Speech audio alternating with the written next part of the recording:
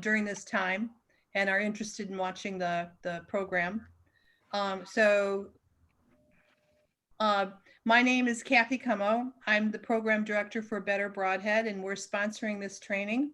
I want to introduce Santo Carfora in case you weren't at the first training. He's a diversity trainer. He's been doing this for many years. He's was a former teacher in Janesville at Craig High School.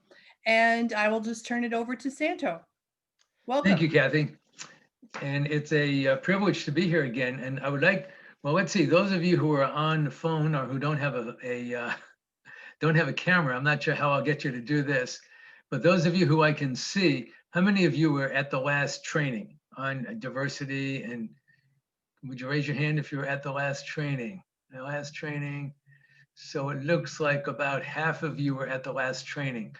So I have some introductory things that I'll do, which would just kind of reinforce those of us who are here and help acclimate those of you who are not at the last training.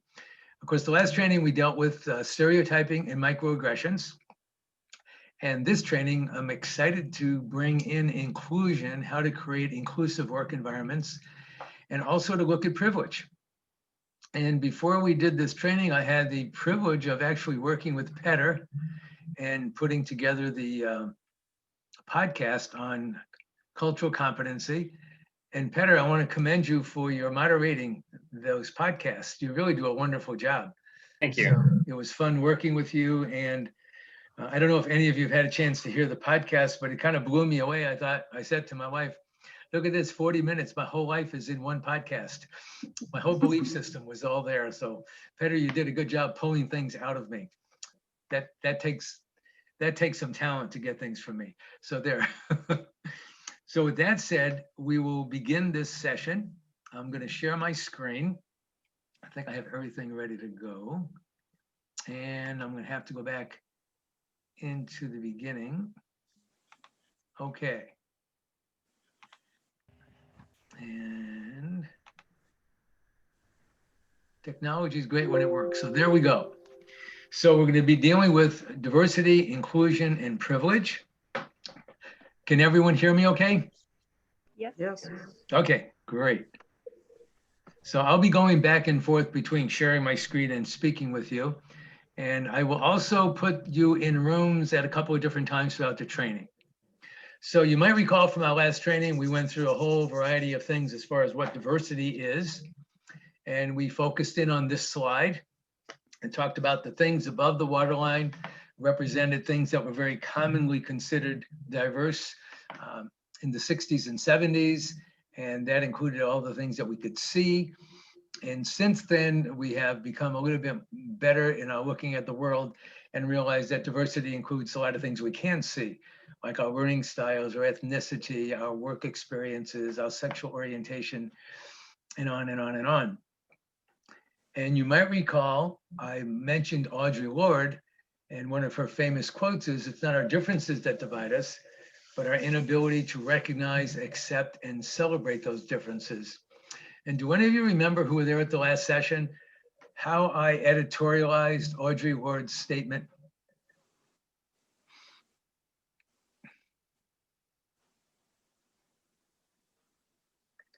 Remember I said it's not our ability that divide, it's not our differences that divide us, but then I made a change.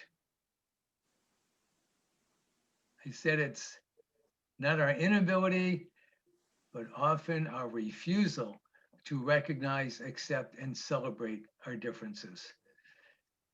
Can you give me a yay or a nay? Do you remember hearing that? All right, can you still hear me okay? Yes. Okay, thank you. We're gonna, and of course, Stephen Covey, in his book, talked about strength lies in our differences, not in our similarities. If we were all the same, life would be pretty boring. But the fact that we have different skills and talents, that makes life pretty exciting. So the benefits of this work we went through last time. I will not elaborate on them very much at this point, other than the fact that I want you to bring in to your head. Often we make the mistake of thinking this is all about race relations, but diversity is about all the things that make us who we are. And that very last bullet I want to bring to your attention. By doing this work, it encourages us to have courageous conversations and ask the tough questions. And it also helps us become culturally responsible. And all of these trainings that I do fall under the umbrella of cultural competency. And this particular one, of course, is on, we're dealing with the whole idea of inclusion and privilege. These are the basic understandings. And again, I'm not going to focus on that at this point, other than just to put it in front of you. And the fact that we all have our prejudices, we all have our biases, and we can help eliminate our prejudices and our biases by having knowledge of people that are not like us, and by developing relationships with people that are not like us. And I'm going to move to our training guidelines. And we use these in all of the trainings.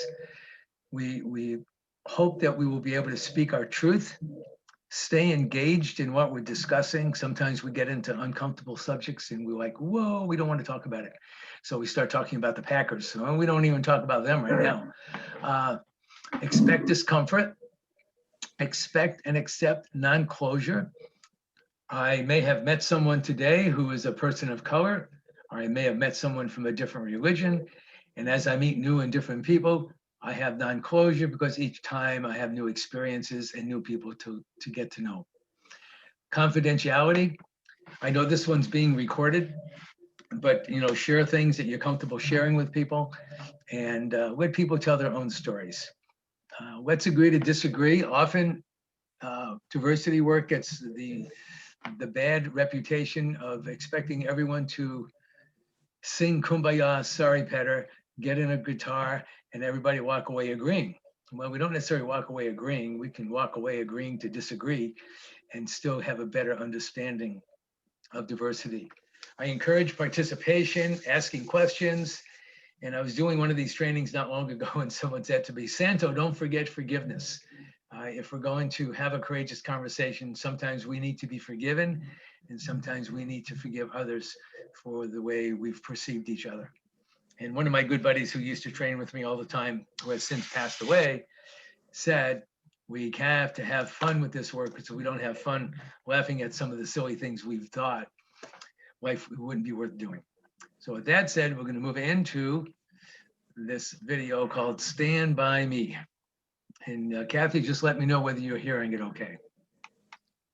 This song says, We good? no matter who you are, no matter where you go in your life, at some point you're going to need somebody to stand by you.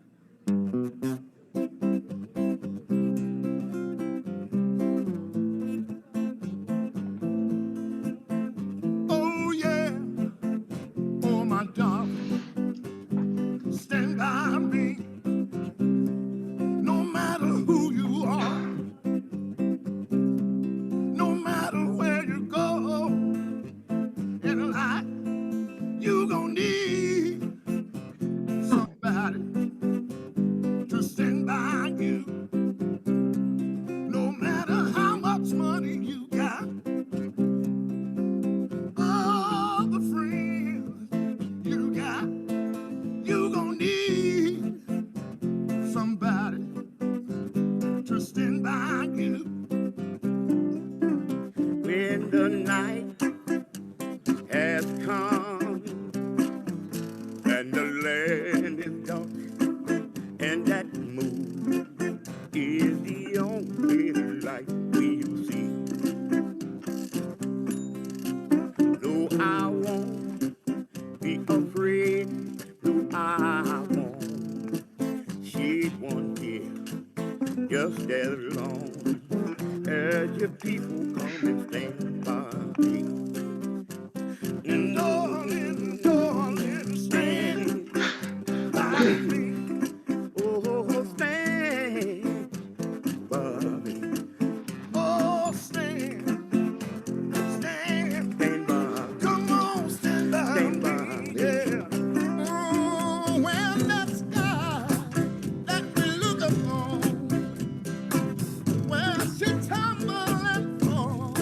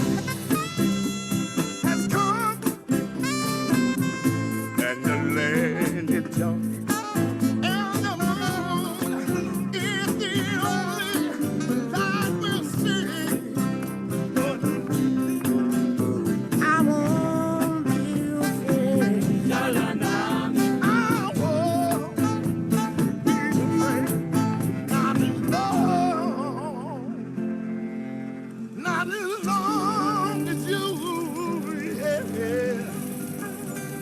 stand by me. Hey, yeah,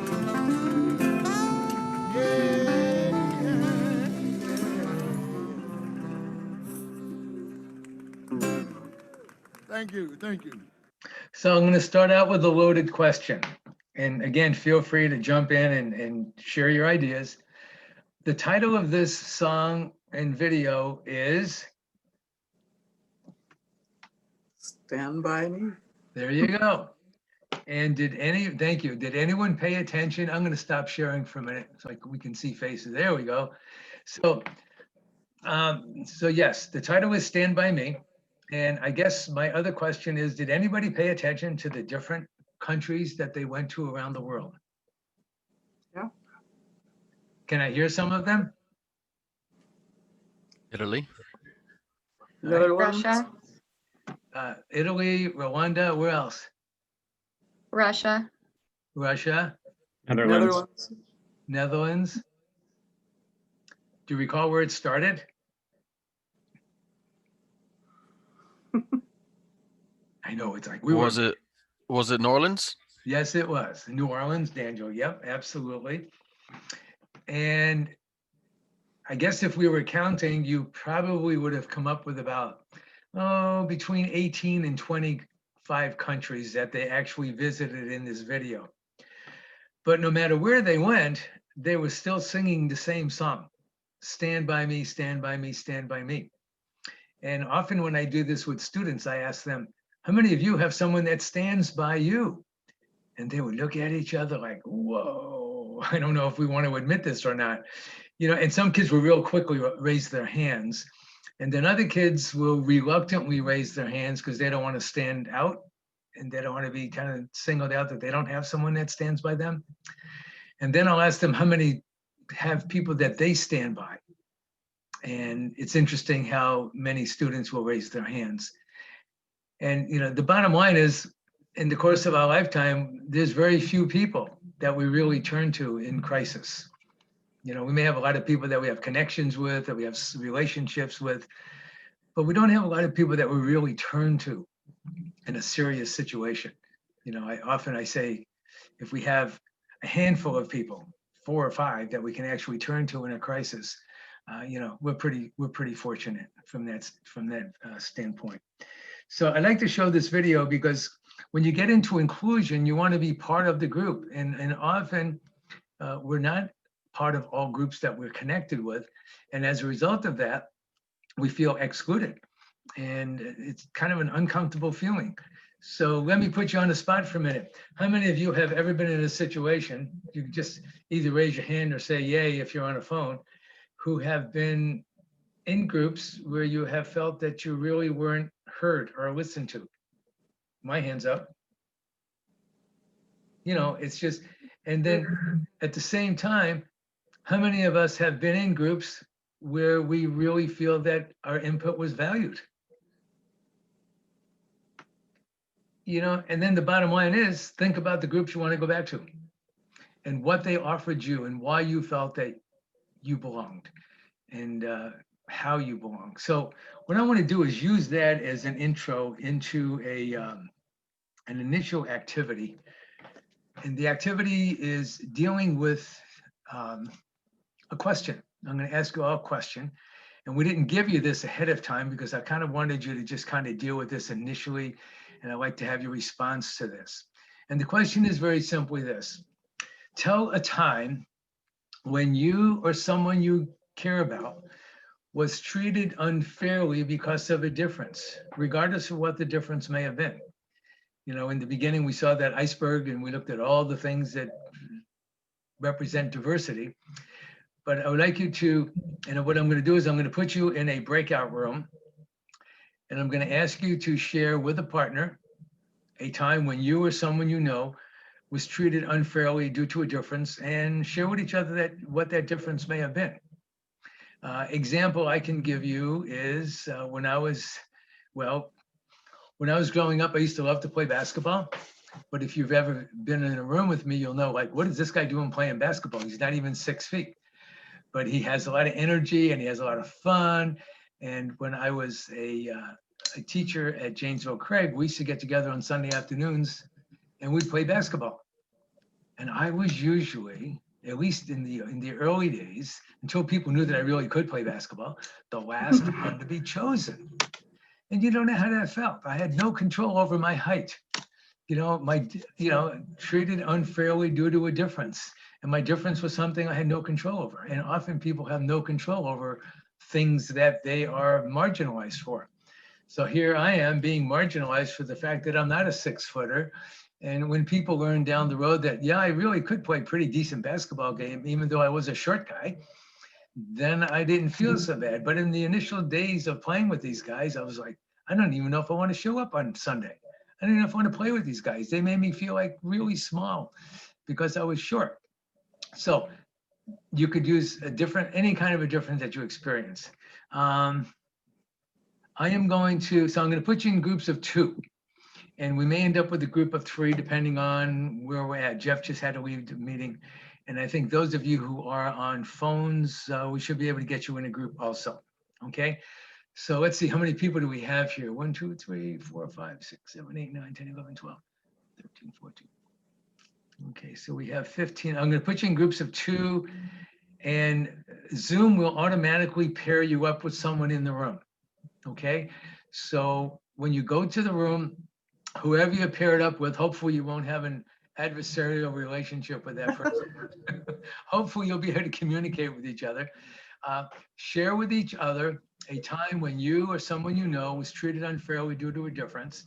I won't give you a bunch of time. I'll give you this much time. Let's see if I can get this by the screen.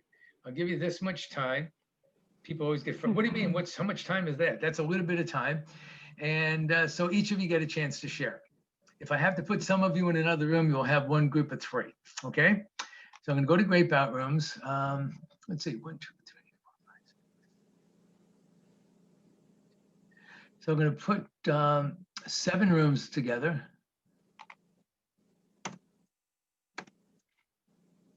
And it's gonna assign automatically. Is it this? Okay, so they've already put you in rooms. And all you need to do now is, Yes. I'm gonna open all the rooms. So now you just need to go into the room. For example, Daniel's with Kathleen and Mary is with Tracy. There you go. And I'm gonna see who's dangling.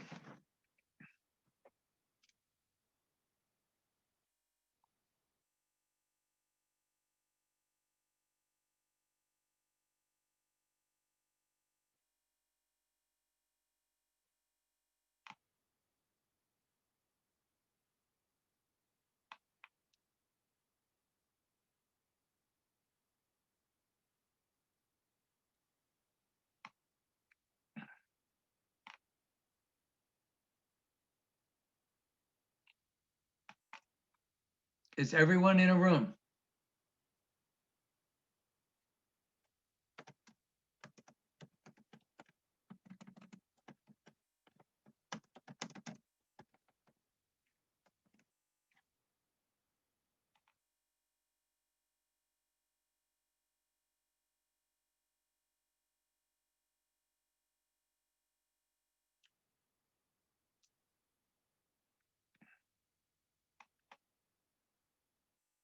Okay.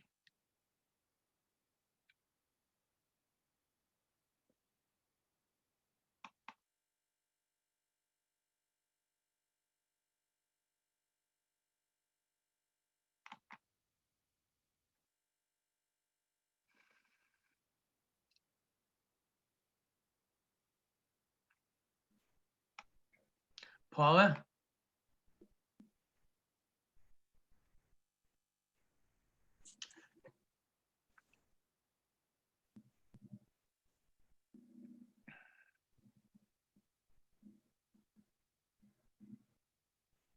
I came back. My person wasn't there.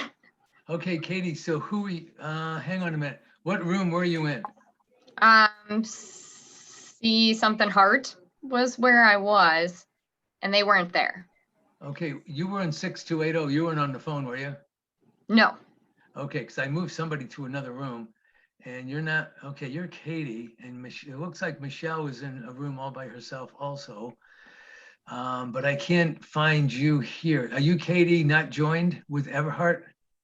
yeah, and that Okay. person wasn't there. Let me move you to room 7. Okay, Okay. That should work. You should be able to get into room 7. okay. It didn't come up yet, but that's okay. Okay, you just need to hit join. It didn't come up this time. Maybe you can join halfway through. I don't know. I'm learning. It's okay if I can't. Let's see, and Paula's here also, and Paula just joined the training. Yeah, Hi, Paula. hello. I'll tell you what, why don't you, we're doing a session right now. Katie is looking for a partner. She just found one in you. Yep. Okay, and I'm gonna go just kind of check in on the rooms. We're talking to each other about a time when either we or someone we know was treated unfairly due to a difference. Okay? And I don't know how to put you in a room after I've already opened up my rooms. So you guys just do your chatting and I'll go join a room, okay? You want us to Alright. chat even though we're recording? Just don't use names, okay? Okay. All right? So go ahead. Sorry. Okay. Paula, the question is, when is a time that you or somebody you know was treated unfairly because of a difference? Hi, are you in here? Are you in Miss Everhart? You in here? You're in this room all by yourself, aren't you? Okay.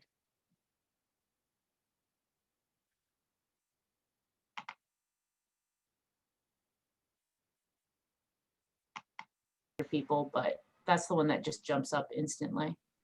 Yeah. So, how about you? The only experience. Michelle, are you there? Yeah, I am, but I was just speaking with the person in my room who was on the phone. So I didn't have a picture of her. And I told her my first thing, and then I realized she wasn't there, and I was just out in drifting in nowhere land. So I don't have a clue how to get back in there or hear what she has to say. Do you know who she was? Who she is? No. Oh, okay. And I had some people that are in the main session because they didn't get in a breakout room. So what did you share with her? You can share it with me. Okay, I was just talking about my late husband, who, I'm sorry, I'm still. Oh, I'm sorry. He always felt like he didn't fit in with most groups because he was interested in such different things from what most kids were. And I told her the example of when he was a little kid in grade school, he supposedly ran away from home, and he lived in this little town in Iowa, and the whole town was out looking for him. And they finally found him sitting on top of this huge boulder watching the sunset. Oh, thinking, wow. And that was kind of like the first thing that he remembered about that kind of thing. And he said later on, going through school, he was really glad that he was a good athlete because it kind of saved his life. His dad was the superintendent of schools, so that doesn't help a kid out very much. No, no. And then because he was, more interested in Socrates and that kind of thing than in, what most kids are interested in, he felt like he didn't really fit in. So. Oh my gosh, that had to be tough on him. But I Yeah. think down the road, he probably did find a place to fit in. Oh, lots of places. Yeah, I bet. Absolutely. He was a real, what do you call it? I can't think of words. My memory is getting bad. Anyway, doesn't matter. He was just a multifaceted person. Wow, he sounds like he was an amazing guy. I'm going to go back to the big view. Okay, I'm going to go back to that one. Here we go. If I can get to it. There we go. And I'm going to close our rooms out. And they will have 60 seconds to leave the rooms. All participants have been given a warning. And yeah.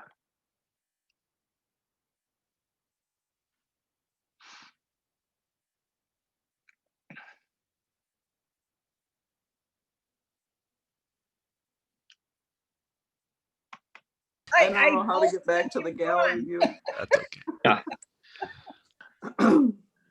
Top right corner, Michelle gives you a button to. There you go. Use that Oh. iPad. Are we back? Oh, here, no, it's on the side. There Oh, you okay. go. You got it? Yeah, I still can't get everybody though, but that's okay. Whatever. Yeah, So- the tablet might only put so many screens. I know the phone will only handle like 2 or 3. This is an iPad, so I don't know. Okay. Yeah. I think we're all back. We had a couple of glitches. We had some people who were didn't get connected in a room, but I think we got them connected on the main screen. Katie, did that work okay with you and Paula? Yes. Okay. I'm still getting used to using breakout rooms, and I don't like to put people in a breakout room with more than 2 if I can help it, 3 max, because then you end up with 4 or 5 people and 2 people talk. So that the doubles seem to work well. I'm hoping I'll try it again before we're done this afternoon. Give us another opportunity to see if we can get the breakout rooms right. Let's see, we had 1, 2, 3, that worked. Yeah, we had a good group. So a time when you or someone you know was treated unfairly due to a difference, and you know we're being recorded. So is there anything you could share that you're comfortable sharing without mentioning names? I can share. Sure. Actually, Santo, you were telling the story about, playing basketball and being picked last for the teams, or people not necessarily wanting to pick you because they're judging you based on your size and how you look. Elementary school, that brought back a memory from elementary school when I was one of the last, if not the last person picked for a lot of different things. I wasn't popular. I didn't have, all the nice clothes, and I was picked on for a lot of reasons. And that was definitely one of them, my lack of athletic ability. But there was one classmate of mine that, like, all the time, he always picked me, and I think he sympathized with my situation, and so I always remember that. I'm not going to say his name, but I think that kind of led me to be a person who always seems to root for the underdog, because I was an underdog and somebody gave me a chance. So I kind of have that now in my adult life. That's really cool. Did you let him know that he helped give you that inspiration? Well, I can't find him on Facebook. So we lost touch, by the time we went to junior high school, middle school. But I will always remember him, remember his name, and remember what he did for me. How cool. Awesome. He included you. He Yeah. made you feel special, and no one else necessarily did. So that's wonderful. Thank you for sharing that, Daniel. Somebody else, a time when you or somebody you know. I'll share.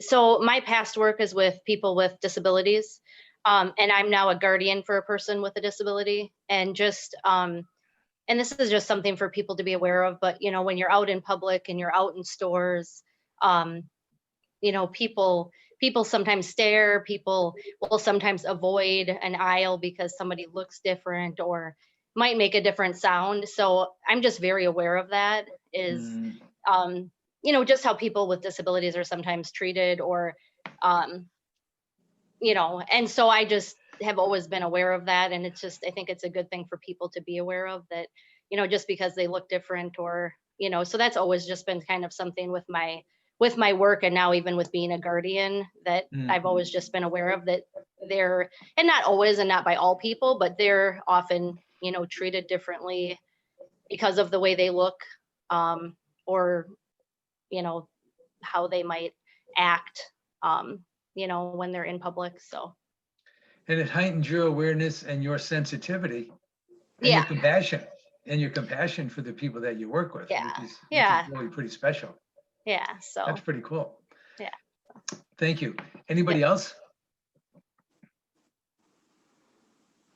We had one that came up in our conversation about age, and it can go both ways. I shared that, sometimes with me being younger in a group of older folks. So sometimes I feel like I don't get taken as seriously.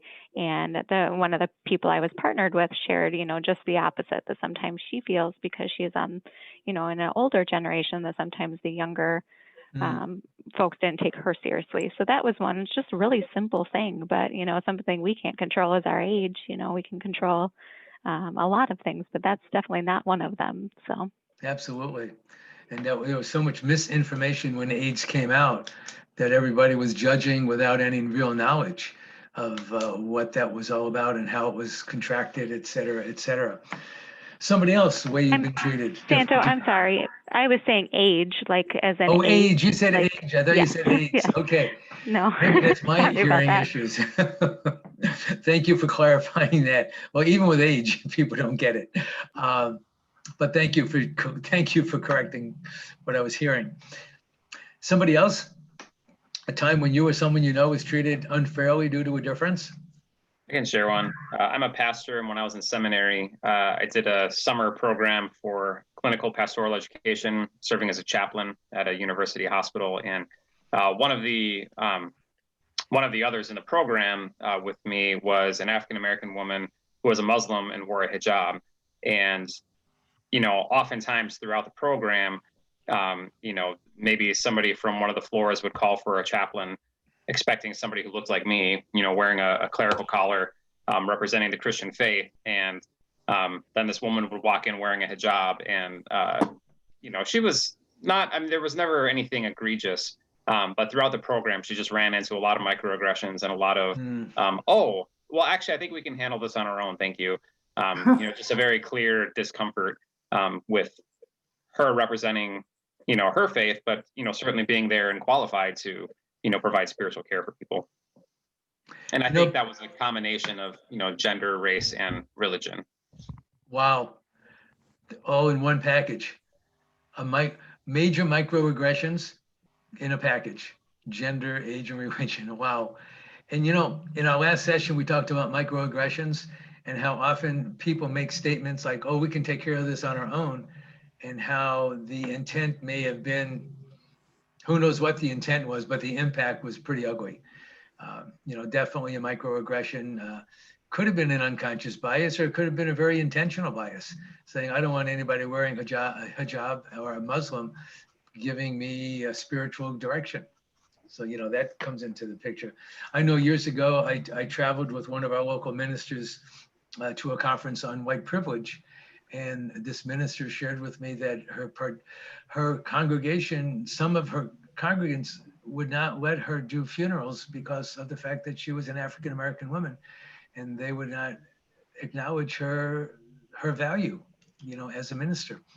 How sad. But as you can imagine, she didn't stay in Janesville very long. Why would she? She couldn't do her work. Her hands were tied. Anybody else have something you'd like to share? I didn't share this in the group. Can you hear me? Yep. Okay. But actually, when I was, again, about 10 years old, I had my best friend was a Black boy, and he and I would go to the local convenience store, and I'm not proud of this, but it speaks loudly to appearances. We had it worked out. He would always get shadowed by whoever the clerk was there. So I would take whatever magazine or candy we wanted that day, because no one was going to follow the little white girl, but they were tailing the Black boy. So we use that to our advantage. Wow. Good point. Thanks for sharing that. That took courage. Absolutely. I think the statute of limitations have run out on that. Yeah, I think you're safe. That Snicker bar isn't going to go anywhere. Yeah. I think you're good. Anybody else want to share? Marcia, anything on your mind? A lot's on your mind, but you're not going to share, right? Something that came up in my discussion. The person was talking about how there was discrimination because she was left-handed, and growing up, and I see a few other left-handed people here nodding their heads. It's just that we don't realize this, but the world was made by right-handed people, and so everything caters to right-handed people, or at least one time that was really the only option. So she had to adjust and growing up and learn how to live life doing things right-handed. Or, she would get criticized by her teacher because her penmanship, the cursive writing wasn't slanting exactly how it should have, because she's writing, with different sort of mechanics as everyone else would be. Good point. I happen to be left-handed, Daniel. Anybody else on the screen left-handed? Well, My those husband was. of us who are left-handed, we're the only ones in our right brains. Okay, enough of that. But, we learn how to use tools and adapt, and, because you're forced to. They don't make left-handed this and left-handed that. Although they do make some things that are geared towards left-handers. Like, I cannot use a left-handed scissors because I have learned how to use right-handed scissors. So make sense out of all that. So with all that said, are we ready to move on? Okay, I'm gonna go back to sharing my screen. Go ahead. I'll just make a small comment, and I shared this with Santo because I lost the person that I was in the room with. So I'll just try to abbreviate it. My husband, I think, felt different virtually his whole life because he was interested in very intellectual kinds of things, and loved to write poetry and loved to write in general. And he was involved in, a ton of community groups and so on, and was valued there. But I think he always hated small talk, and he wished that he had had more people to talk with about the things he was really interested in. Thank you, Michelle. I am going to go back to sharing my screen. And gotta go to the right spot. Okay.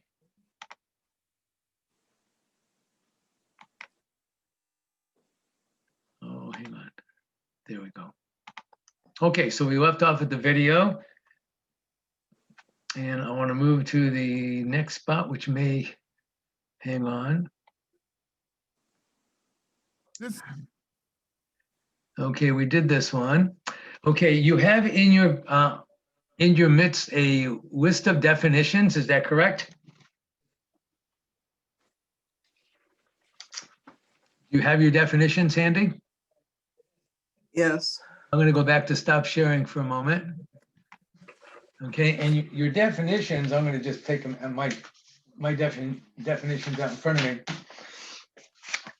Okay, so your sheets should have, you start out with stereotyping, and you're ending up with cultural competency / proficiency. Okay, you have those in front of you, correct? Yes.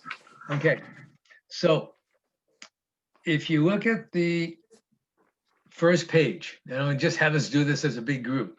Sometimes I put us in small groups for this, but I'm just gonna do it as a big group. The first page, without necessarily reading definitions to each other, okay? Starting out with stereotyping, and at the bottom of the page, you have scapegoating. If you are going to be asked to discuss one of those items, okay, I'm going to ask you to put an asterisk next to the item that you would like to discuss. And I'm not going to put you on the spot and have you discuss the item, but what item would you put an asterisk next to, or a circle, and say, this is the one I want to know more about, or this is the one I want to talk about? Well, So this is just the ones from the front of the page, right? correct. Ending with scapegoating? Okay. Stereotyping down to scapegoating. What would be one that you'd want? Matter of fact, I'm going to ask you to, let's do this. Put a 1, 2, and a 3 next to your first, second, and third ones that you maybe wanted to know more about or discuss.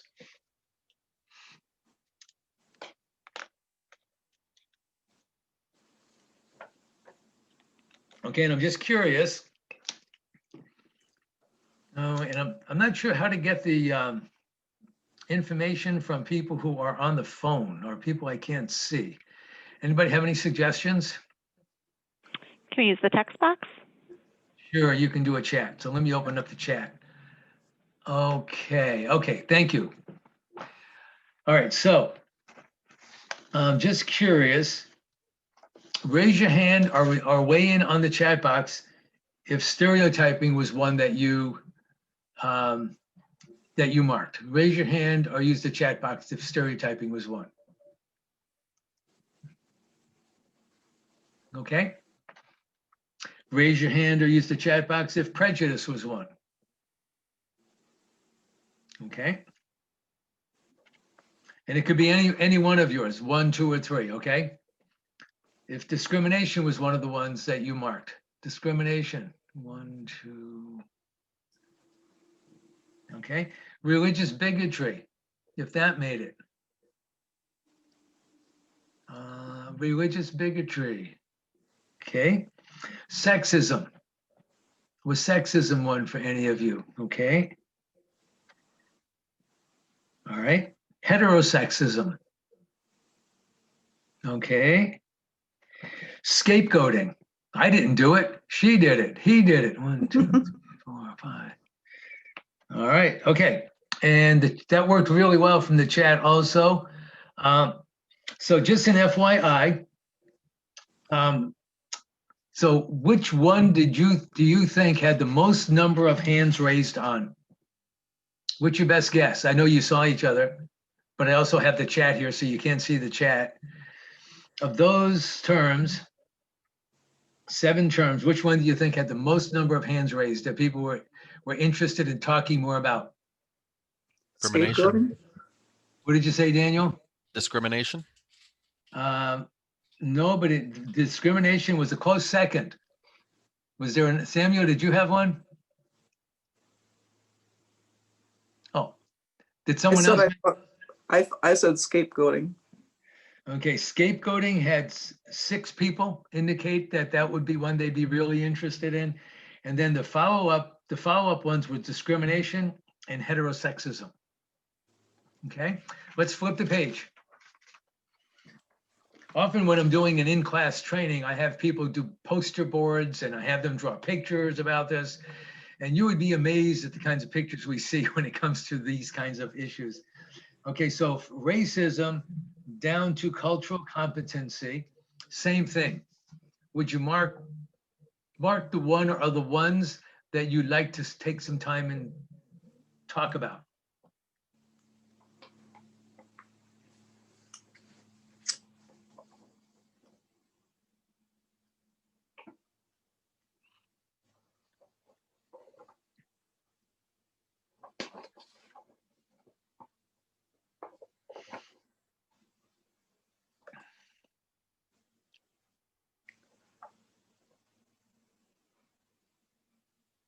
Okay, can we weigh in? I have, okay, and I'm monitoring the chat. So if racism was one, would you raise your hand or weigh in on the chat? Racism. Okay. Bullying. All right. It's interesting when my wife does some work with preschool kids and kids at the YWCA, she refers to bullying as a form of racism, bullying based on color.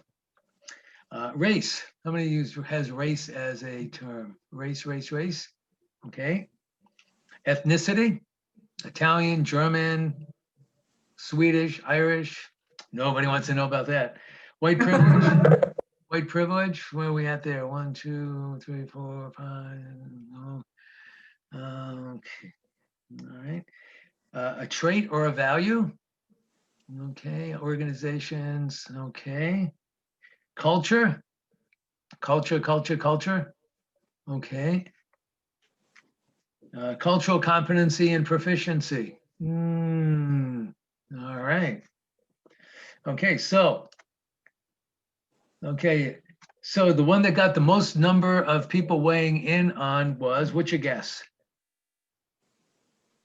What's your best guess? Racism. What did you say, Paula? Racism. Racism was the second highest that got numbers, yes. White privilege. And the one that got the most amount was privilege, okay? And the one piece that I want to bring to your attention, which doesn't have to deal with racism or privilege, is culture. And we had just a couple of you that indicated that was one you'd like to know more about. but culture is the blueprint for living. Where you and I are today are not where we were probably 5 years ago or 10 years ago. We're in a different place in our lives. And culture has a lot more to do with what we do on everyday living than the fact that we're Italian or German or Irish or Lutheran or Catholic. Culture is the whole blueprint for our lives, of which all of these things come together. And often when I was in the classroom, I always say culture was our blueprint for our life at any given time. But cultural competency is our ability to get to know the people that we work with. And cultural proficiency is when they want to come back and continue working with us, meaning we've really established a good relationship with them. So cultural competency means I know who's in the room, but cultural proficiency means now we've developed a relationship and they really want to connect with us, which is really pretty cool. Racism, the piece here that I want to focus in on is that it's not necessarily acts of meanness, but it's prejudice plus power. It's literally trying to keep a person in their place, keep them from moving up, having a glass ceiling. And of course, privilege, let me just use the term privilege is the whole idea of it's an unearned advantage that people have. And in our own way, you know, there's all kinds of privilege. There's white privilege, there's heterosexual privilege, there's male privilege, and you can go on and on and on with different kinds of privileges. And today we're actually going to focus in on just one phase of privilege. Okay, any questions or additions? Okay, the chat worked out pretty good, actually. We're going to use it again in a little bit. Okay, any questions? Okay, I'm going to move forward. Whoops. I'm going to go back to sharing my screen. It'll let me. There we go. Okay, so we were at definitions.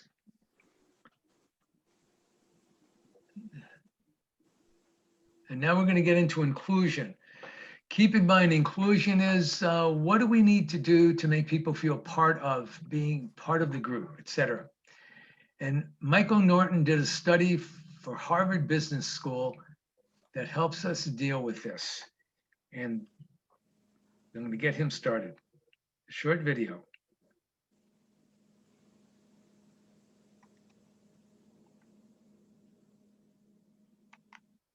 I'm Michael Norton. I'm an associate professor at Harvard Business School and the co-author of the new book, Happy Money, The Science of Smarter Spending. I want to talk to you today about a piece that we have in the July-August issue of Harvard Business Review. But before I tell you what's in that piece, I first want to ask you to play a game with me. You're looking at an array of faces right now, and I'm going to ask you to play a version of the game that you may have played as a little kid that was called Guess Who. And if you remember that game, you and a partner both had faces in front of you. One of you had a face, and the other person had to guess the face you were looking at from that array of faces. I want you to play this game with me right now. Grab a partner and pick a face that your partner is going to have to guess. And the only rule is your partner can only ask you questions that you can answer with the words yes or no. Pause this video and take a few minutes to play the game. When you're done playing the game, come back, hit unpause, and I'll tell you more about the research that we've conducted. So you finished the game. Okay, now hang on. You're going to play the game with me, okay? So I have a person in mind. Can you all see the screen clearly as can be? Yes. Okay. You're going to play the game with me, and I'm going to stop sharing my screen. No, actually, I need to keep sharing my screen because I want you to see. I want you to see the people. So what I want you to do is I want you to go into the chat. And Kathleen, are you there? Did she bail Yes. on me? Yes. You're there. Okay, Kathy. Kathy, I want you to monitor the chat room, okay? Okay. So those of you who are, well, the rest of us, what I want you to do is I want you to ask me a question about who I have in mind that I can only answer with a yes or no answer. You got it? So this is a guess who Santo is thinking about. Ask me a question which only requires a yes or no answer and put it in the chat room. Okay, go ahead. Everybody all at once? Yeah, it doesn't matter. Oh, okay. Kathy can read fast. She's good. She can Is- read yes Is and your no answers. person a male? Oh, okay. Okay. Is everybody recorded? Everybody on? Okay. Everyone put your answers into the chat room. Kathy, let me know in the chat room when everyone's pretty much weighed in on the chat room.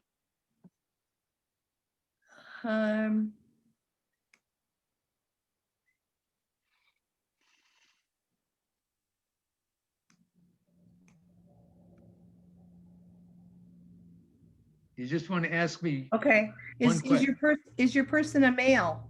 Okay. Okay. Kathy, read those back to me. Male, go ahead. Are they wearing a hat? Keep going. Is your person smiling? Does your person have white skin? Is your person wearing glasses? Is your person wearing black? Okay. That's all I've got. Anybody else want to put in anything on the chat room? Here's your chance. So what I have so far is male, hat, smiling, white skin, glasses, wearing black. Yes, yes. Okay. Oh, is your person showing teeth? Teeth. All right. Okay. Does your person have a beard? A beard. Okay. Keep them coming, Kathy. I love it. That's all I've got so far. Okay. I'm going to continue with the video. Okay. All right. How did it go? What kinds of questions did your partner ask you? Maybe they asked, is this person smiling or not? Or is this person wearing a hat or not? Or maybe they asked a question like, is this person black or not? But if they did, that would be quite unusual because in the research that we've done, we find people are very, very reluctant to ask about race when we have them play the exact game that you just played. Why are people reluctant? It appears as though they feel that by asking about race, it might signal that they care a lot about race, and it might even signal that they might be a racist. We find in our experiments that even though the array was half white and half black, and asking the question, is the person white or black, a very useful tool for narrowing down the faces, people are really, really reluctant to ask about that question. And in fact, in another version of the game, we find that if we have people play with a black partner, they become even more unlikely to ask about race because they're even more worried that they might appear to be biased when they do that. And there's an even worse outcome because people who avoid asking about race, even though they are trying to do so to look as though they don't care about race, end up looking more uncomfortable and more biased. I think the dynamics in this game, which you and your partner just experienced, really suggest how complicated and interesting the dynamics are when we talk about race in contemporary America. We also tried some different versions of this game. In one of them, we actually asked not grown-ups to play the game, but for children to play what is, in the end, a children's game. We wondered when we had them play the game you just played whether the same thing might happen. What we found is that older children, by the time they were 9 or 10, actually stopped asking about race in the game. They'd already learned that maybe it's not wise to ask about race. But the kids who were younger, who were 7 and 8, who weren't so concerned about those social norms yet, in fact, were more likely to ask about race. And as a result, they ended up beating the older kids, performing better on the game. We tried one other version of the game. We ran a version of the game that's very much like the one you played again, but with one difference. In this case, all of the faces were white, but each picture had, in the lower corner of the picture, a white or a black dot.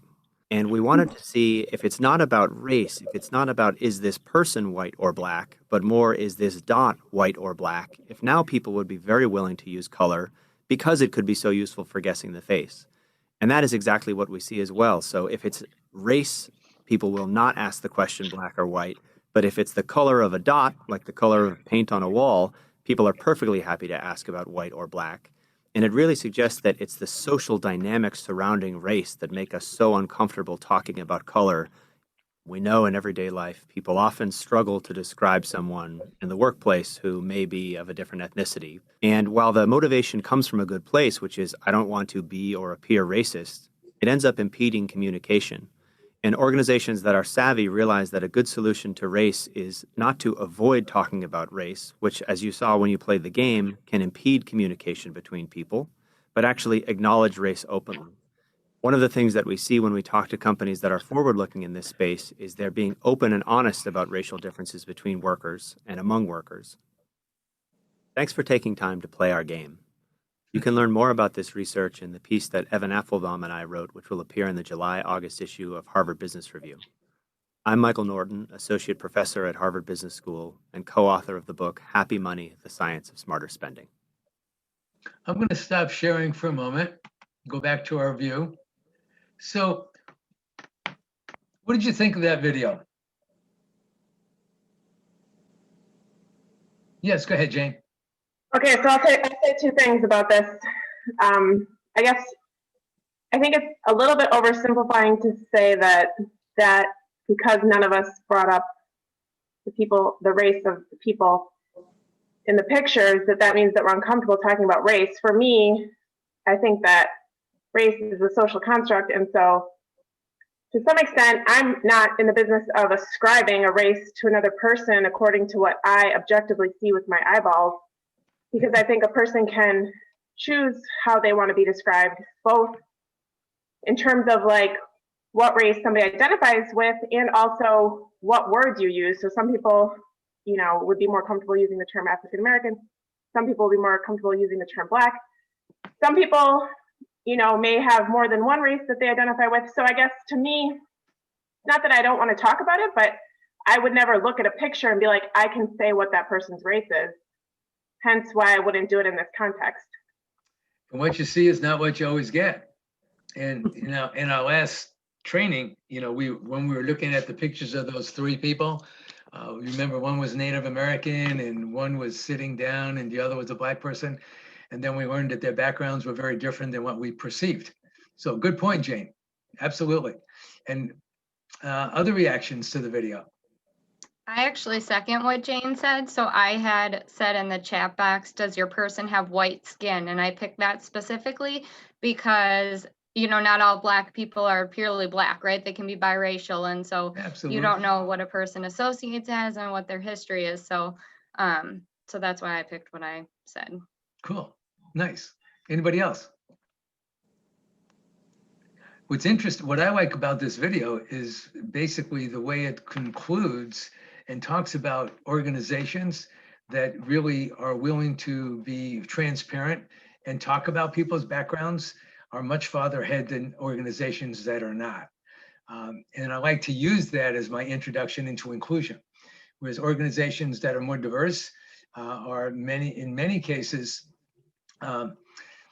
more forward thinking from the standpoint of trying to represent their clients within their organization. And people are sometimes more comfortable going to those organizations because they see themselves sometimes behind the counter or in the organization, et cetera. So I kind of like that piece in his study, but I also find it interesting how the same people who are given the same opportunity were very willing to talk about the Black dot or the white dot instead of the dark person or the light person. They were using dots. But again, it's just a matter of where we're coming from and how we want to look at it. But age has a difference. Youth, by the time those young kids got to be upper elementary school or middle school kids, they didn't really talk about the color of the people either. So it's kind of interesting on just where his study was and when he did that. So with that said, I'm going to go back to showing my screen. Anybody else have anything else you want to weigh in on here? Okay. And let's see, Sheen, here we go. And I'm going to go back to, where was I? I was at Michael Norton. Here we go. Okay, so we're going to move. There you go. So you and your organization, those of you who are in different groups, Dan Wilkins said on the left-hand side of your screen, it says a community that excludes even one of its members is no organization at all. Interesting. I wrote on the right side, what words stand out to you? What is your organization's commitment to diversity, inclusion, and equity? Does your organization have a mission statement that reflects diversity, inclusion, and equity? What are the benefits to this type of organization? What are the costs if you aren't diverse, inclusive, and equitable, and what needs to happen moving forward? That's a whole lot to look at in a short amount of time. And just so you know, I mean, we could spend multiple sessions just talking about what this is all about, your organization. And this last spring, when a lot of racial discussion made it to the national media, after some of the ugly situations that were brought to our attention. And that's not to say those ugly situations don't happen on a regular basis. I had an opportunity to meet with different organizations who are trying to become more diverse, more inclusive. And my first comment to them was very simply, what does your mission statement say about diversity? And in a couple of the cases, well, actually in all the cases, none of them had a mission statement that reflected anything about diversity and inclusion or equity. And so my suggestion to them was to go back to the drawing board and to decide just where they want to be when it comes to being diverse, inclusive, and equitable. And then our last training, you might recall, we talked about equity, and giving people what they need, not necessarily what we think they should have. And what are the benefits of having diverse organizations and getting different ideas from different cultures, different backgrounds, different ethnic groups, different religious groups. It just helps us become more of a patch quilt of an organization. And often it helps us represent our group and our community in a variety of different ways. Any comments on that?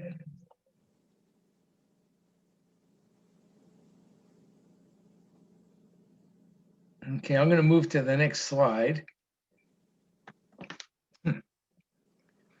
So just so you are aware of this, there are key steps in addressing if you work in an organization and someone is being excluded and you happen to be a manager and someone may be excluded for any of the things you talked to each other about when we talked about ways in which people were treated unfairly due to a difference. Whether it's size, shape, religion, color, whatever. And often as a manager, if you ignore it, then people may not want to feel real comfortable working with you. And to ignore inappropriate behavior, inaction is a form of accepting inappropriate behavior. So a suggestion is state the behavior you observed or heard about, ask the person's perspective and listen to them, the person that may have initiated the behavior, summarize what you heard them say, basically do some reflective listening, like based on what I've heard you say, you said you did this because of whatever. Well, I understand, show some compassion, ask the impact of their behavior, and then create actions if this behavior continues. And in many cases, one of the actions might be not if it continues, but maybe just to apologize to the person that you may have marginalized. So there's exclusionary behavior. When you see exclusionary behavior or it's brought to your attention, somebody else have something to share on? Okay, and then you also have key steps in addressing a reaction to differences. And the difference might be age, which came up earlier. The difference might be size. The difference might be a lisp. It might be color. Whatever it may be, someone might be mimicking and teasing. And if they're in your organization and you can nip that in the bud early on, it won't lead to exclusionary behavior, because exclusionary behavior is much more serious. And people end up leaving organizations as a result of that. So with that said, organizations like, I'm just using some of these who I know have mission statements and business models that are inclusive. Kraft, Apple, Walgreens, Google. This summer, I participated in a webinar with the United States Chamber of Commerce. And almost every organization that was involved in this meeting had mission statements that focused in on the whole idea of being inclusive, equitable, and having diverse workforces. And one of the things that they focus in on, and I gave you actually two handouts that I'm not going to dwell on much here, but one of the handouts is from Kraft, People and Diversity. and how the business Kraft Foods, they say they're open, they're inclusive, and they say it's a simple concept. Being open and inclusive is critical to creating a great work experience for our employees and business partners, and it's the foundation of our strategy to build our new culture. They say reflecting the face of our customers and our employees, and especially in our leaders, is critical to our success. Different perspectives help us see firsthand how we can better meet consumer needs with innovative and delicious food. And if you go down towards the bottom, they talk about we're committed to supplier diversity. People that supply Kraft with their materials, they make a point to make sure that they're from diverse backgrounds. And then at the bottom there, I have pay attention now.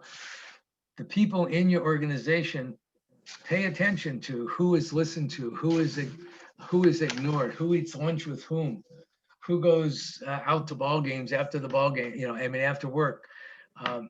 And often we run into situations where we work really hard at trying to bring diversity into our organization, and then we don't understand why people leave. And often people leave when the organization is not quite culturally competent, not quite prepared to work with people of different backgrounds. So with that said, I'm going to bring you to At Walgreens, we're on a mission. Inclusive work model. Everyone's right with to be Walgreens. happy and healthy. This is irrelevant. Walgreens is at the center of hear it? everything that we do, whether we're concerned about our team members, suppliers, customers, or our communities. So it doesn't matter who you are, where you come from, we're all engaged at some point in our life with the pursuit of health and wellness, either for ourselves, for our families, for our parents. We're on corners all across America, from inner cities to rural communities. But what we deliver, health and wellness, touches and affects us all. So here's why diversity and inclusion is important at the intersection of our team members. Our team members come from all different walks of life. They provide us insights into the communities that are so necessary for us deepening our relationships and the customers that we serve. Not just what we deliver, but how we deliver. And that's true whether we're talking about our stores, our distribution centers, or here in our support offices. All those things matter. The work that I do is developing the diversity and inclusion business plans. The business plans have 3 pillars: talent, culture, and marketplace. My team manages talent and culture. We want to ensure that we have diversity representation at all levels within the organization, and that our team members are able to bring their whole selves to work and be fully engaged in the work that they're doing. Marketplace is supported by supplier diversity. Supplier diversity is an initiative that was launched in the 1950s that has grown today to generate $2 billion in revenue, and they employ 75,000 people. An example of that is a company that we use that is diverse-owned. It's a woman-owned Asian business, Diamond Wipes International, that actually supports our nice brand of wipes. There are minority-owned brands in our stores that are manufactured and distributed by Hispanics, African Americans, and Asians. There are LGBT-owned businesses. Supplier diversity is important to suppliers because small businesses fuel the U.S. economy. So it's important that the people in diverse backgrounds, veterans, et cetera, have access to provide products and services to major corporations like Walgreens so that they can help build the economic vitality of those communities. Diversity and inclusion is important at the intersection of our customers because everything that we do begins and ends with our customers. And it begins and ends there because of the value that we provide. We sit at the corner of happy and healthy. But when you overlay that against diversity, it means different things to different people, whether it's beauty products, whether it's prescriptions filled. When a customer walks into our store and to see themselves in some way, shape, or form, either their language, someone who looks like them behind that counter, there's a certain kind of cultural connection that happens that leads to that moment of truth where you know that you can trust us. That's what we're trying to create. Diversity and inclusion is at the intersection of community because community is literally the cornerstone of America, the cornerstone of our country in many ways. Walgreens is one of a few generational brands left that your grandparents can also tell you about times when they went to their local Walgreens. And we place a great deal of emphasis on that word "my." We want you to feel a cultural connection to a Walgreens, that you feel that it is part of you. and we in turn know that you are part of us. But that also means reflecting what that community looks and feels like every single day, whether this is a religious celebration or a holiday celebration. We want you to feel that experience every day and in every way. Diversity and inclusion is at the intersection of everything we do. It is an awesome responsibility. That's why we don't declare victory. That's why we're constantly trying to perfect it every day. Okay, I'm going to stop showing my screen for a moment and basically ask if any of you have any questions or any comments about Happy and Healthy. I'm not promoting Walgreens. We have videos for Google. I have one for AT&T, Apple, different ways in which they have tried to become inclusive and promote diversity within their organization. And you may be doing some things in your organization or organizations that you've worked for that you can share as well. Anything in particular? Just a comment from me. I know that all of us in this group come from different, are here for different reasons, and I'm not sure where all of you are from. I'm not, I mean, I'm a part of the Optimist Club and, that kind of thing, but, I'm a retired teacher, and so I don't have an organization right now. And the reason that I wanted to be a part of this was because white privilege was a term I had never even heard of until recently and have thought a lot about, and realized that I wasn't aware of a lot of that kind of stuff. And so, what Walgreens does is of no interest to me whatsoever. So I'm just thinking in Broadhead, I don't know how many of you, I taught in Beloit, so obviously there was a lot of diversity there, and I have some, things I could talk about there, but Broadhead is pretty much lily white. I know we have a few Black students in our schools, and we have quite a few Latino students. So I'm sure that there are issues with that in the schools, but generally speaking, so much of this stuff is not what I was looking for here. Well, hang in, we're not done. We got things to do yet. Okay. Any other comments on inclusion? Devin, anything? Oops, you're not coming. We're not hearing you.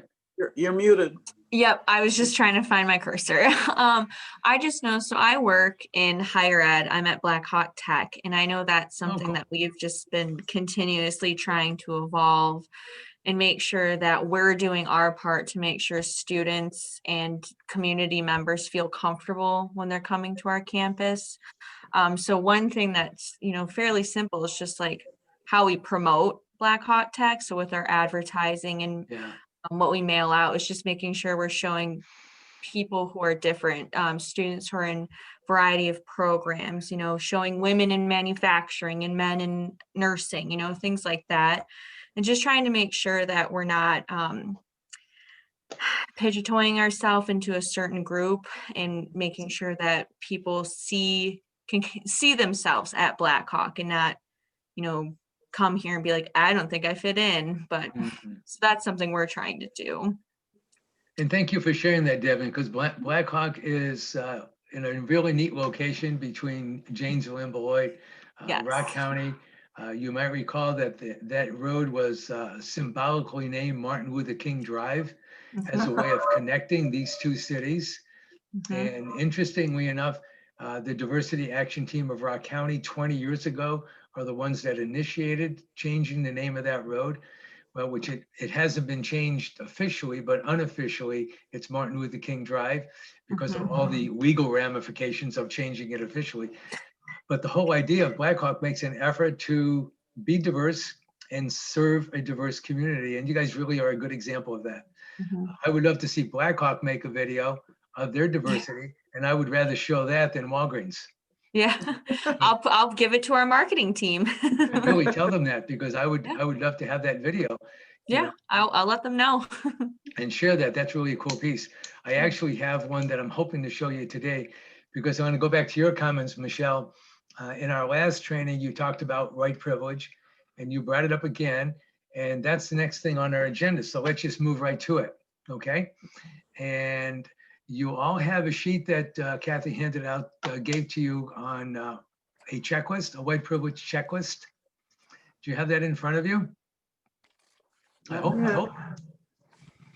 Okay, so what I'm going to ask you to do, I'm going to go back to sharing my screen for a moment. And I think I ended up here. There we go. And I'm going to go down. There we go. Okay, we're going to talk about privilege. And your white privilege checklist doesn't quite look like this, because you could read your white privilege checklist a lot better than you can read this sheet in front of you. So do you all have your white privilege checklist? Just give me a yes or a no. Yes? Yes, yes.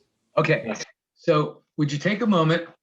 I'm going to give you like maybe 3 minutes to read through the checklist if you haven't done so already. And basically this checklist comes from an article that was written by Peggy McIntosh in 1988-89. Here it's listed as 89, where she was working at Wellesley College at the time in Massachusetts. At the time, it was all female college, and she was doing research on male privilege. But in the process of doing research on male privilege, she realized that a lot of her friends of color did not have the same privileges that she has as a white woman. So she put together an article called White Privilege: Unpacking the Invisible Knapsack, meaning there was just a whole bunch of unearned advantages that she had as a white person. And I gleaned from her 45 initial list and put 20 of them here just for simplicity purposes. And if you would just go through those 20 real quickly and give yourself a 5 if it's something you can do most of the time, a 3 if you could do it some of the time, and a 0 if it's something you can very rarely do. Okay, would you do that, please?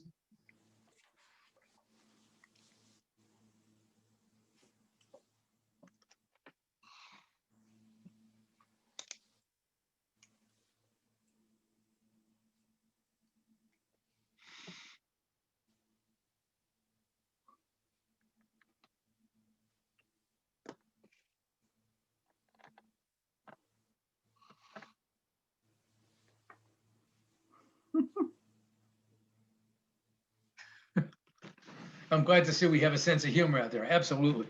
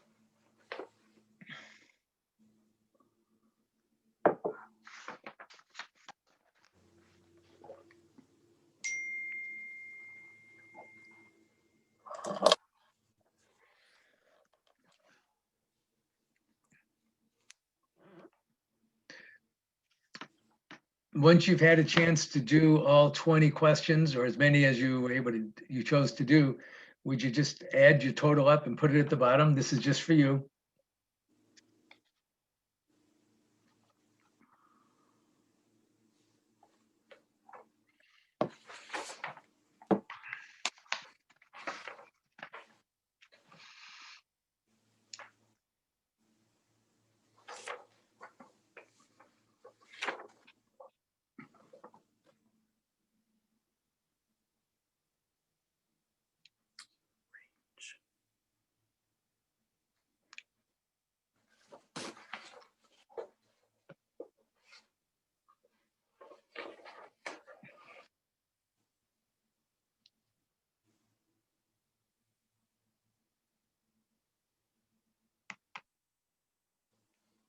Okay, are we pretty good?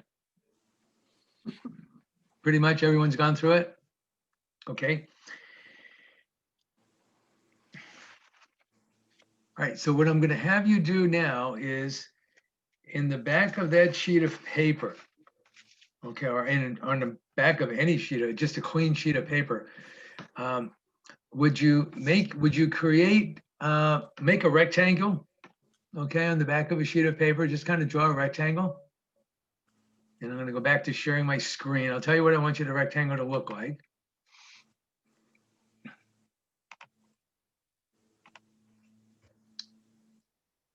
Okay, I want your rectangle to look kind of like that, kind of like a football field, okay? How's that sound? As long as the Packers aren't on it. Well, they're not on that field, I'll tell you that. Not after this week, oh my gosh. And then I'm going to, okay, so if you would just make a rectangle. If you want, you could draw lines. You could put the middle and make that the 50-yard line. And then what I'm going to do is I'm going to read some questions. And I want you to start at the 50-yard line or in the middle of your rectangle. And if I read a question and and you respond and you can move forward and maybe take an inch and move forward an inch. Or if it's something you can move back an inch. And just kind of keep record of your moves forward and backwards based on the questions that I read. Now, this is really awkward to do in a virtual setting, as you can imagine. I really had to struggle to figure out how to even do this at all. But this does work. And you're going to end up, it's going to end up looking something like this. I'm going to go the right way. There we go.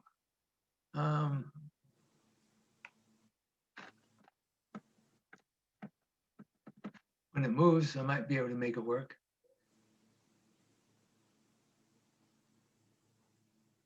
Okay, so you see the. All right, so I'm going to read a bunch of questions. You're either going to be going backwards, you're going to be going forwards, and when we're all done, we'll see where you are.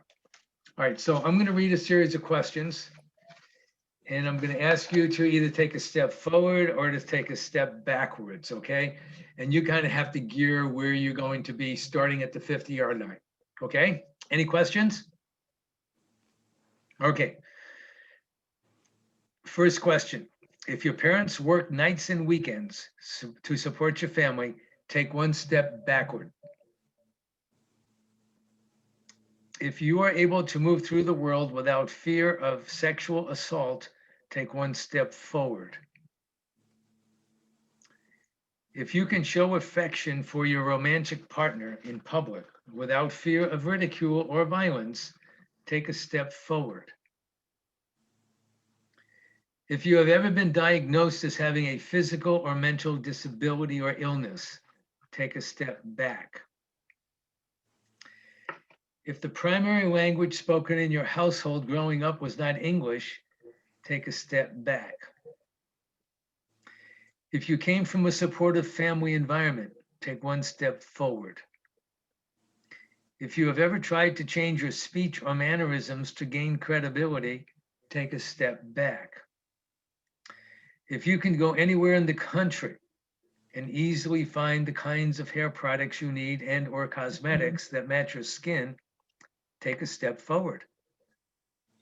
If you were embarrassed about the clothes or house you had while growing up, take a step back. If you can make mistakes and not have people attribute those mistakes to your group, your racial group, your gender group, take a step forward. If you can legally marry the person you love, regardless of where you live, take a step forward. If you were born in the United States, take a step forward. If you or your parents have ever gone through a divorce, take a step back. If you felt like you had adequate access to healthy food growing up, take a step forward. If you're reasonably sure you would be hired for a job based on your ability and qualifications, take a step forward. If you would never think twice about calling the police when trouble occurs, take a step forward. If you can see a doctor whenever you feel the need, take a step forward. If you feel comfortable being emotionally expressive, take a step forward. If you have ever been the only person of your race, gender, socioeconomic status, sexual orientation group in a classroom or workplace, take a step backwards. If you took out loans for your education, take a step backwards. If you get time off for your religious holidays, take a step forward. If you had a job during your high school and college years, take a step back. If you feel comfortable walking home alone at night, take a step forward. If you've ever traveled outside the United States, take a step forward. If you've ever felt like there was not adequate or accurate representation of your racial group, sexual orientation group, gender group, and or disability group in the media, take a step back. If you feel confident that your parents would be able to financially support you if you were going through financial hardship right now, take a step forward. If you have ever been bullied or made fun of based on something that you can't change, take a step back. If there were more than 50 books in your house growing up, take a step forward. If you studied the culture or the history of your ancestors in elementary school, take a step forward. If your parents or guardians attended college, take a step forward. If you ever went on a family vacation, take a step forward. If you can buy new clothes or go out to dinner whenever you choose to, take a step forward. If you were ever offered a job because of your association with a friend or family member, take a step forward. If you were ever uncomfortable about a joke or a statement you overheard related to your race, your ethnicity, your gender, your appearance, or your sexual orientation, but felt unsafe to confront the situation, take a step back. So my question is, did any of you end up in either one of the end zones? I'm going to go back to stop sharing my screen. Absolutely. Okay, I got some absolutelys. So I'm wondering, did many of you end up in the end zone moving forward or in the end zone moving backward? Forward. The forward end zone, which is not at all surprising. Even if you did end up in the end zone moving forward, I'm thinking many of us in the room today ended up forward of the 50-yard line towards the end zone moving forward. Would that be a fair statement? That most of us were moving towards that end zone, whether we got there or not, it doesn't really matter. But my point is, doing the activity that we just did, stepping forward and stepping backward, has very little to do with you and me. It has everything to do with our ancestry, because we have very little to do with how we were raised and where we were raised and the family we came into, whether our family can help us get through college and give us money now if we went belly up. That all has to do with our families. It all has to do with the fact that we may have been born into opulence, we may have been born into poverty, we may have been born into success or failure. it really has little to do with anything you and I may have done at this particular point. So in the activity that we did before that, was a way of just kind of maybe doing a checklist, which I don't really do much with the checklist. I just like us to look at privilege as the standpoint of, unearned advantages. So by going through this list, it's not about feeling bad about whiteness or bad about being men or bad about being women, but it's because as soon as we get to the point that we feel bad about our whiteness, now we make this about us. And we really want to be looking at how do we build bridges and how do we share privileges that we have with people that are not like us. So let me go back to sharing my screen. We're going to do another activity. So on another sheet of paper, would you draw a circle? Okay. Have you run out of paper? Not yet. You got a whole pad of paper. All right. So we're going to go back to sharing our screen. And I want you to make, you don't have to make a circle as oblong as my circle. You can make a good circle if you like. Okay. And then in the center of the circle, put a dot. And then you can make a circle that looks like this if you want to, or make one that looks any way you want it to look. But you're going to start out on the outside of the circle. Do you have all your circles made? Are you good? Yes. Okay, it doesn't have to be a pretty circle. If I was, it wouldn't be very pretty at all. I'm not evaluating your artistic talent here. So we're going to do the same kind of thing. I'm going to read a few questions, and I'm going to ask you to step forward whenever something applies to you. Okay? It's weird doing this activity without being in the room with you, because when we're in the room, we can see how people spread apart based on the last activity, based on privileges or lack of privileges. This activity, we're going to be moving towards the center based on things we do. So you ready to move forward? Okay, here we go. If you have spoken up to defend the rights of people who are not from your own background, if you have ever spoken up to defend the rights of people who are not from your own background, take a step forward. So just kind of come forward one notch. If you have, okay, you good? Take one step in from number 6. Correct. Okay. There you go. Every time we take a step forward, you're moving in one more dot. Okay. If you have access to opportunities that were not available to your parents, take a step forward. If you live in a racially or ethnically diverse community, take a step forward. If you have worked to defend your racial or ethnic group at any time, in any way, take a step forward. If you or your parents supported the civil rights movement in any way, take a step forward. Or social justice issues. If you or your parents attended a racially diverse high school, take a step forward. If you attended a college or a university noted for diversity, that's a mouthful, take a step forward. If you have ever adopted, married, or provided care for others who are not from your own racial or ethnic background, take a step forward. If you have participated in programs or activities that deal with issues of racism, inequities, and social justice, take a step forward. I'm going to stop sharing my screen for a moment. What did you notice in this activity?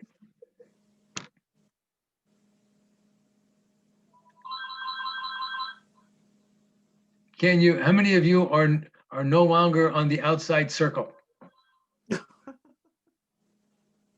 Okay. And those of you who are by the phones, I'm thinking you're not on the outside circle as well. Okay, Mary, I get it. Thank you. Thanks for being here. So what this activity says, this is about you. These are things that you have done to promote social justice.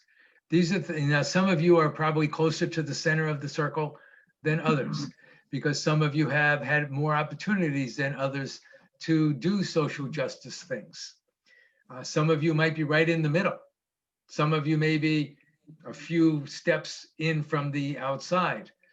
But this is a way in which you, in your own way, shape, or form, have actually made choices to make a difference, to share some of those privileges that you have from that football field. Just to give you an example, a few weeks ago, I was at the post office in Janesville. The woman in front of me, and of course, we're socially distancing and we're wearing masks, right? We're not washing our hands at the post office, but we do before we go. And the woman in front of me is speaking fluent Spanish to the guy behind the counter. I don't understand a word she's saying, even though my name is Santo and people think I'm supposed to speak Spanish. The guy behind the counter doesn't understand a word she's saying either. But what he says to her is, he goes, un momento. She knew what that meant. He walked into the back room of the post office. A lady came out with him who understood Spanish, talked to the lady, blah, blah, blah. They interacted. The lady went about her business. She said goodbye in Spanish. Hola, goodbye, adios, hello. And I'm like, this was wonderful. What a great example of inclusion. What a great example of building bridges. What a great opportunity for that woman to say, I'm going to go back to that post office again because I was treated well. And I'm hoping that's the way people are treated when they come into our organizations, come into our businesses, our churches, our schools. So I was the next person up at the counter and I had the guy who didn't speak Spanish. And I said, I want to commend you. You really handled that situation well with that lady. And his comment to me was, he goes, I was just doing my job. And I'm like, yeah, exactly. And it made me feel so good. I said, yep, that's exactly what you should be doing. That's your job, making people feel included. And Devin, I like the way you're shaking your head on that, and you too, Katie, because we support that kind of thinking. So with that said, I'm going to go back. Anybody have any comments on that? Either one, the football field, which shows us privilege versus moving forward. Michelle, does that help? I know because you did the first training. You said we haven't done privilege yet. Now we've done the second training and we have brought privilege in. Has that helped? We haven't discussed it really. Okay. Did this help? I don't know. Okay. Well, let me continue. I'm going to go back to sharing my screen. Go back here. It all takes time and patience. And okay. This lady's going to help clarify what we just did. Some people are born into families where they have to walk miles just to get water. All I have to do is turn on a faucet. That's privilege.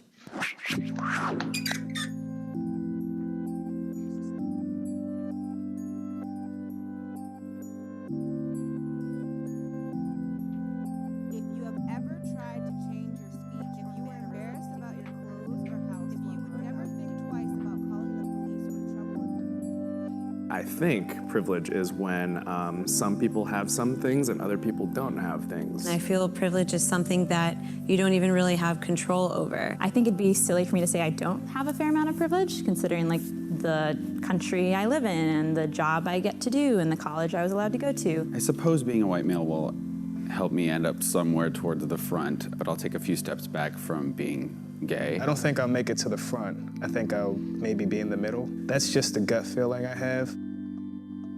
If your parents work nights and weekends to support your family, take one step back. If you can show affection for your romantic partner in public without fear of ridicule or violence, take one step forward. If you were embarrassed about your clothes or house while growing up, take one step back. If you have ever been diagnosed as having a physical or mental illness or disability, take one step back.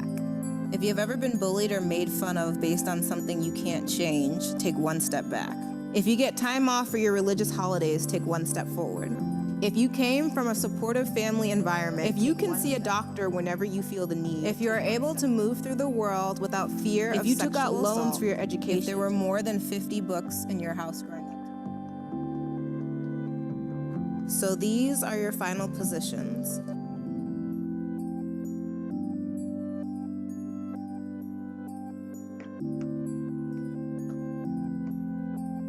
I I think it felt kind of strange for everyone. It's a hard thing to discuss or even reflect on. It was very awkward. I think when you can represent it so visually like this and so immediately, it definitely takes on a new form. I think we were like all joking around in the beginning. It was pretty lighthearted, and as soon as the questions started coming in, the mood shifted immediately, and we all it was just silent. Just looking back and seeing like a bunch of people behind you is not a good feeling. It's like weird how you want to like hold on to explaining a certain privilege, like, oh, but that's not actually me, because like I had to work really hard for that. So it's weird to like take a step forward when you feel like you're taking a step forward with someone else, but you wear a lot of the baggage of like how those things were hard. It was like more emotional than I thought it would be. It reminded me of when they talk about slavery in high school, and you feel like angry for a few days, but then you just realize like, this is how it is. For me, it was kind of frustrating almost to look back and see how much further some people were behind me, and realizing that, you know, a lot of that stuff, no amount of hard work or even legislation can make up that gap. It's interesting being an Asian American because you're not really sure where you fall on the spectrum of privilege. I know that for me, one of the reasons I ended up so far back was that there are questions around safety as an African American, as a woman, as a gay woman. There are just so many different ways that I don't feel safe. I feel like I just learned to be grateful for what you have. You know, we're in such a huge society where it's always complaining about what you don't have. It just shows you that for some families, like each family, you're meant to do better. My grandparents did good, my parents did good, and I'll do even better. I do think if you're not like aware of privilege, you should do this exercise, but it's more complicated.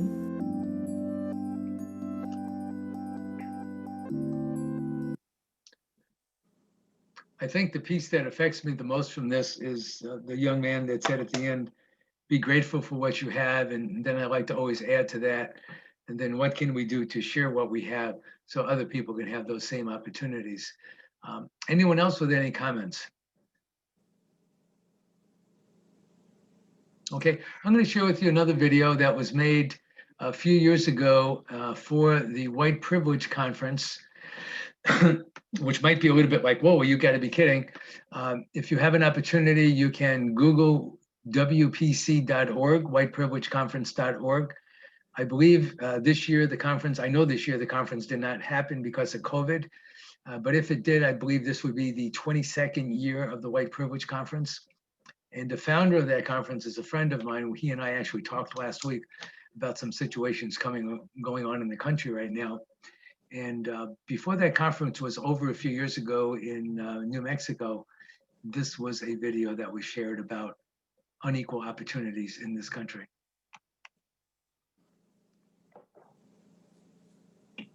Maybe.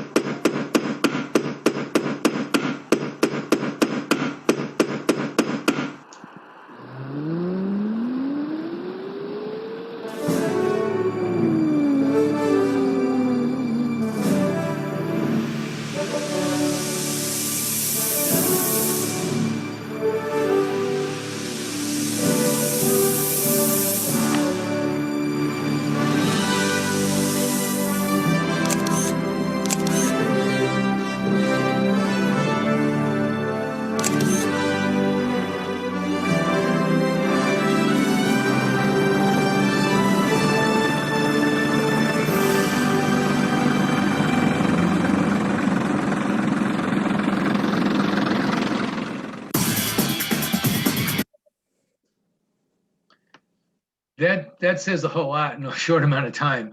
But I was wondering, did anybody catch the year that the black gal and the black guy got off the starting blocks?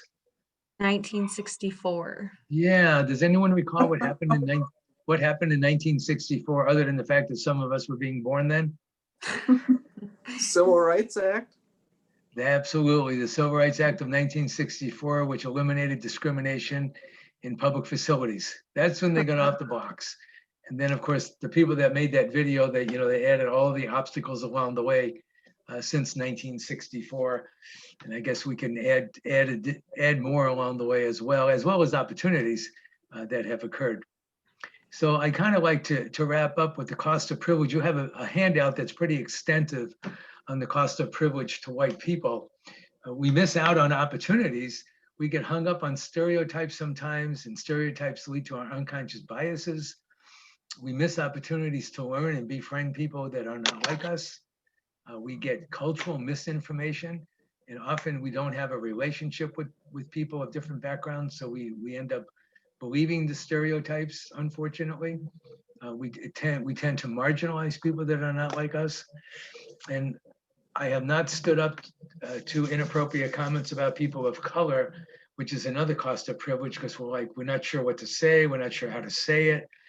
So when people make inappropriate comments, sometimes we say nothing. And I always say to people, and if we were going to go into the next training, I do a training on speak up suggestions. How do we speak up when we hear people making inappropriate and marginalized comments about people that we really want to stand up for, but we don't know what to say?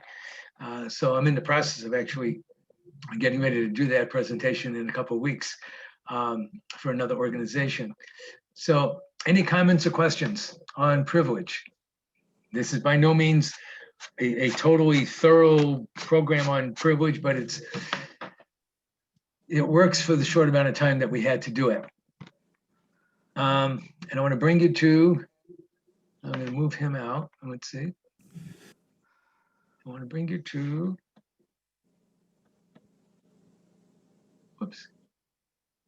Sorry.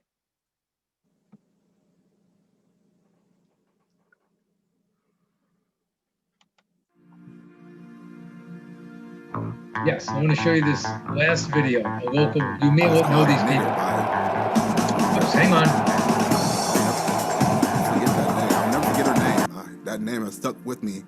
I'm 33 years old and I still remember it like it was yesterday. These are local community action people. The first time I became conscious or aware of racism, I was in kindergarten, actually. I was 5 years old. First time, I was probably about, I want to say 7, 8 years old. Around first or second grade. I was 11 years old. My mother, on more than a few occasions, would gather us in the house and say, don't go out to the streets, don't go out there. The Klans are some people, it would say the white people out there, they're angry. And so we would be clustered into the house. We would look out the windows and say, stay inside so no one get hurt. I experienced that many times as a young man growing up in the South. We went to a park. We met up with some other children who are obviously of a different race, and we were told that we were not allowed to play with these kids because of our color. The neighbor took it upon himself to come out. He stood over my father, telling him, keep the noise on your side of the border. One of the things I remember most when I was 5 was my dad coming home with a rubber gorilla that had a noose around its neck that had been hung in his locker. My parents had to try to explain racism to a 5-year-old. Oh.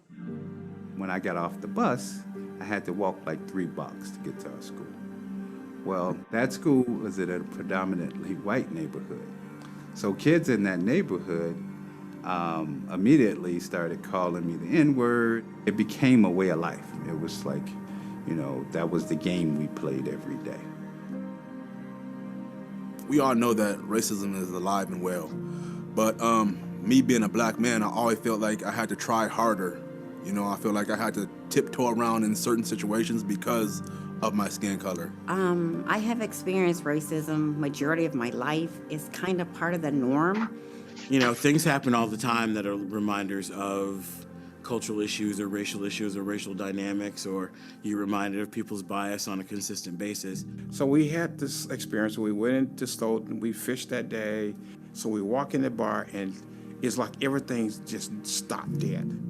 I sat down, I ordered a beer and started drinking. These two guys next to me turned to me and said, Negroes are not allowed in this bar.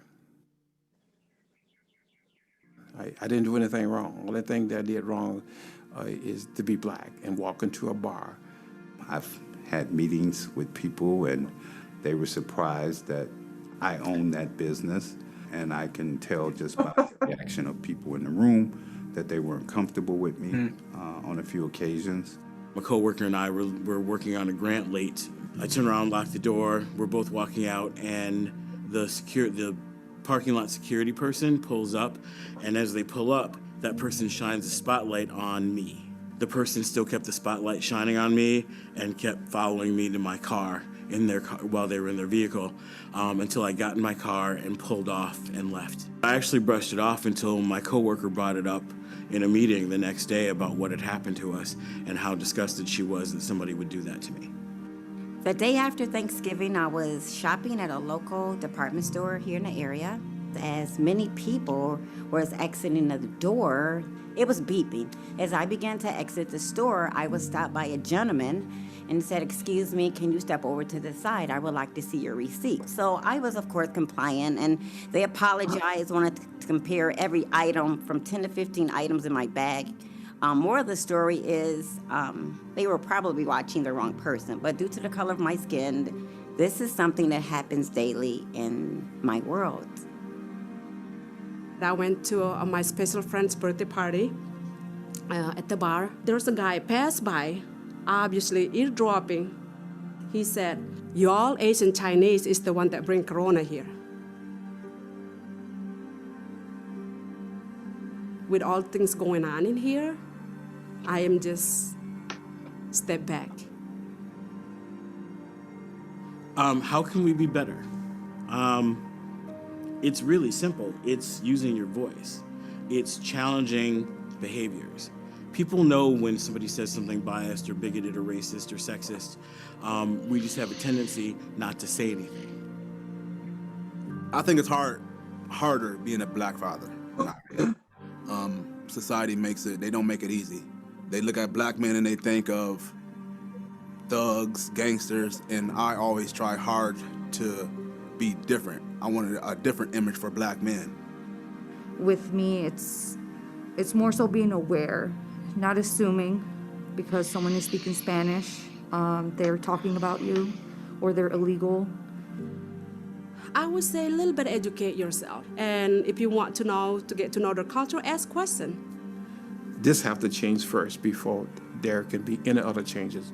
Ideas have to change, mindsets have to change before we see any positive change. If this never changes, then we don't expect changes. I'm thankful that I don't base the opinion about white people or people in general from the kids who chased me when I got off the bus. I try not to formulate an opinion about a person and just get to know them. Accept that racism exists, accept that it impacts people every single day, and then open your mouth and do something about it.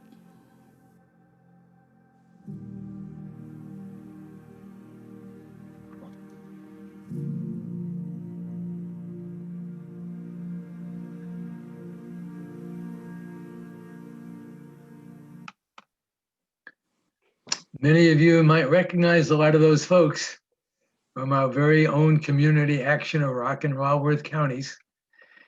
And they just made that about a month ago. And Mark Perry said it so well when he said, "How can we be better? Use your voice, speak up, make a difference, do what needs to be done." And in order to do that, sometimes we just have to get out of our comfort zones and be there as allies and be there to support people. So with that said, thank you so much for being here today. I know we started a little bit late, so I guess we ended a little bit late, but I really wanted to show you that video that Community Action recently made. I'm sure you may recognize James and Mark and Yvette and Eric and all of these folks who have dedicated their lives to making a difference for this nonprofit organization. And when they made that video a few weeks ago, I'm like, we've got to share that. That is special. And the cool thing is we know those people. A lot of us know those people. And you know, they hang out in Black Hawk Tech, don't they, Devin? You see them on a regular basis. Yes, yep, I've met them. And one of my colleagues also works at Community Action too. So Yeah, Community Action. I mean, they do some many things. And I remember when Mark Perry first came to Community Action 12 years ago, it took a while for him to kind of feel like he wanted to belong, to be included. And now he's the CEO of that organization. So talk about progress and change. It's wonderful. In your packet, I believe Kathy also left you with an evaluation to fill out of this of today's session.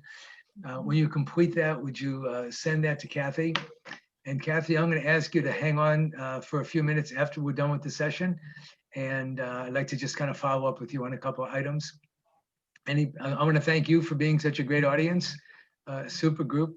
I apologize for the breakout room that Katie got lost out there somewhere, but I think we got you recovered. This is being recorded. It's still being recorded, and I will have it downloaded and make it available for those of you that want to look at it again. So thank you for being here today, and enjoy the rest of your day. And I look forward to maybe meeting with you again sometime. thank you. Thank you. You're welcome. Thank you, Take Santo. care. Kathy, hang on, please. And I'm going to stop recording now.